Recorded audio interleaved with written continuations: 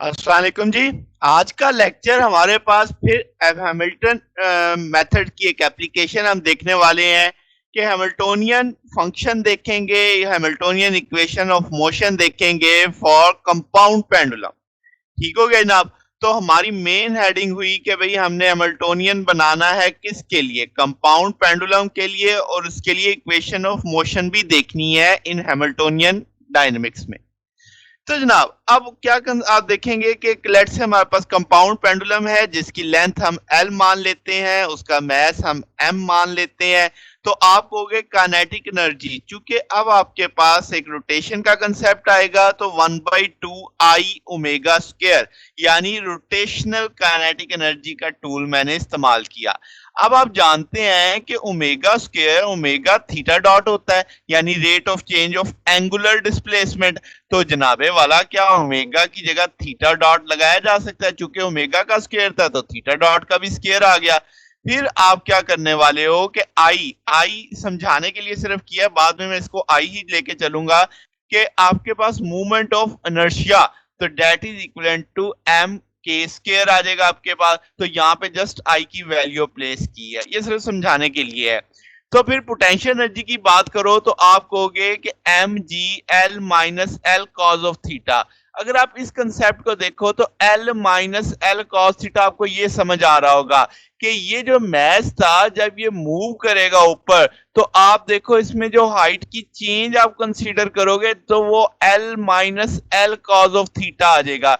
तो अगर मैं इसे एम जी से जरब दे दूंगा तो मुझे पोटेंशियल एनर्जी पता चल जाएगी। तो वो मैंने किया M G L minus L cos of theta, जिसे मैंने इक्वेशन 2 का नाम दे दिया। तो जनाब लैग्रांजियन बनाना है तो आप कहोगे L is equal to T minus V. अब आपके पास काइनेटिक एनर्जी भी है, पोटेंशियल एनर्जी भी है, तो दोनों की वैल्यूज प्लेस कर दी, टी माइनस वी कर दिया। अब आप जानते हो कि आई बराबर एम के स्केयर है, वहां पे सिर्फ समझाने के लिए किया था, तो एम के स्केयर की जगह आई आ जाएगा।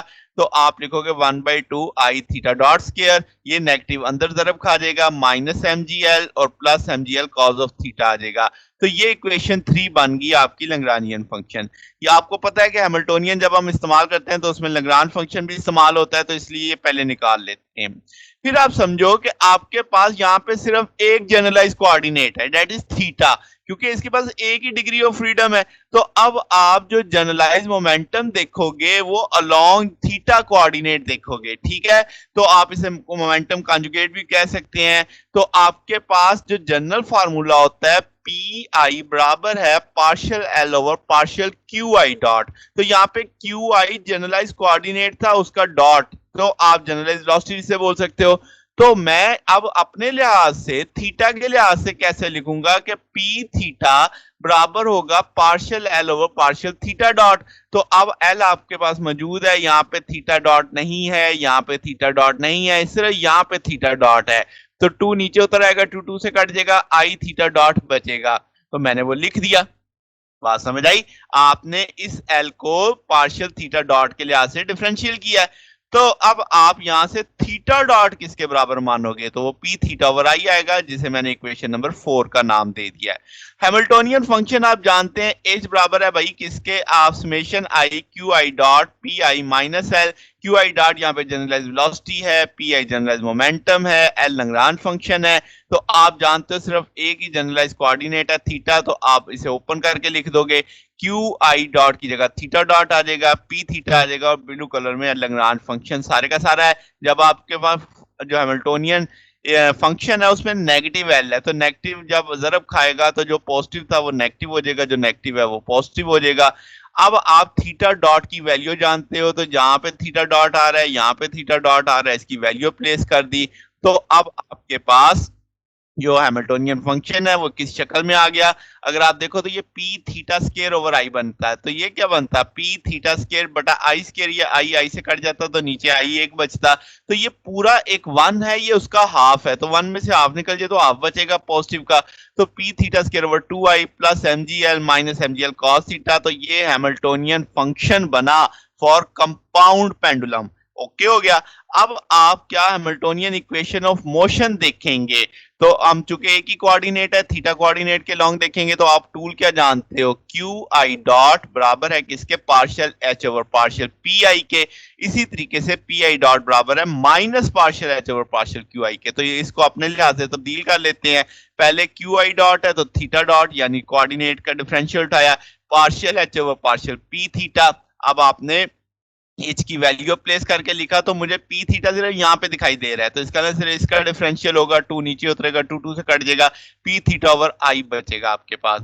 इसी सोच पे जब अगली इक्वेशन है पी आई बराबर है minus partial H over partial Q I, तो पी थीटा डॉट किसके बराबर आ जाएगा, minus partial H over partial theta. H की वैल्यू लगी तो मुझे थीटा सिर्फ यहाँ पे दिखाई दे रहा है। तो अब आप इसको देखेंगे तो cos theta minus sine theta होगा, माइनस माइनस पॉजिटिव हो जाएगा, फिर बाहर वाला नेगेटिव अंदर आएगा, दोबारा से वो नेगेटिव हो जाएगा, तो minus mgl sine of theta आ जाएगा।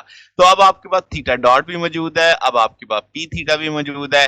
इन दोनों इक्वेशन को लेके मैं एक हल करता हूं कि यहां से आप ए इक्वेशन को देखो तो आई लेफ्ट पे मूव करो तो आई थीटा डॉट आ जाएगा, तो पी थीटा बराबर हो जाएगा आई थीटा डॉट के। दोनों तरफ का डिफरेंशियल ले लो तो क्या पी थीटा डॉट बराबर हो जाएगा आई थीटा डबल डॉट के। अब यहाँ पे भी पी थीटा डॉट है, इक्वेशन बी में भी पी थीटा डॉट है, दोनों की लेफ्ट साइड बराबर है तो राइट साइड बराबर की जा सकती है। तो आई थीटा डबल डॉट बराबर आ जाएगा minus mgl sine of theta के। स्मॉल एंगल अप्रोक्सीमेशन लें तो sine theta approximately equal to theta होगा, तो आपने साइन थीटा की जगह थीटा मेंशन कर दिया। अब आप इसे जस्ट अरेंज कर सकते हैं कैसे कि भाई आप इस को आई से अगर डिवाइड कर देते हो तो एम जी एल ओवर आई इंटू थीटा आ जाएगा, थीटा ये तो ये आपके पास इक्वेशन बनेगी, कंपाउंड पेंडुलम की इक्वेशन ऑफ मोशन बनेगी। तो जनाब सादा सा कंसेप्ट था, उसी तरीके से अब आपको अच्छे से याद हो जाना चाहिए। लैग्रांज फंक्शन निकालना है, जनरलाइज मोमेंटम निकालना है, दोनों वैल्यूज उठा के हैमिल्टोनियन फंक्शन में डालनी है, वहां से हैमिल्टोनियन फंक्शन बनेगा, फिर आपने हैमिल्टोनियन इक्वेशन ऑफ मोशन के अंदर वैल्यूज निकाल लेनी है। तो ये जनाब हमारा आज का टॉपिक था। अगर आपको इसमें कोई बात पूछनी हो तो नीचे कमेंट्स में पूछ सकते हैं। वीडियो अच्छी लगी हो तो वीडियो को लाइक कीजिएगा, दोस्तों के साथ शेयर कीजिएगा, चैनल को भी सब्सक्राइब कर दीजिएगा। अब तक के लिए इतना ही, बाकी इंशाल्लाह फिर नेक्स्ट देखेंगे। ओके, अल्लाह।